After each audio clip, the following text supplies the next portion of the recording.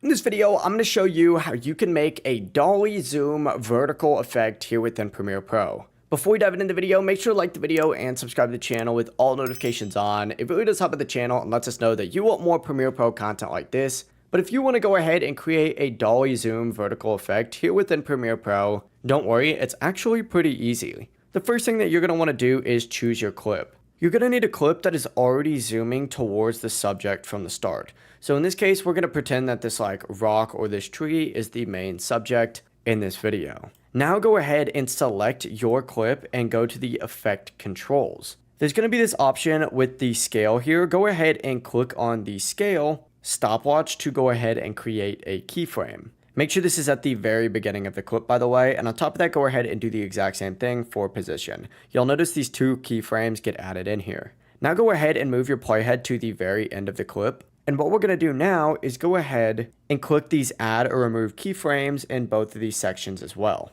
Now you use these little arrow icons to jump back to your first keyframes, and what you're going to want to do here is adjust the scale and position so that it ends up at the exact same location that it does at the end of the clip. This is somewhat difficult to line up, so keep that in mind. It might take a little bit of work. We're going to pretend that that is close enough, but you'll notice that you now have a smooth dolly zoom vertical effect that makes your footage look extremely cinematic. If you found this video helpful, don't forget to like the video, comment down below if you need any help, and of course subscribe to the channel with all notifications on for even more videos like this. Have a great rest of your day. Peace.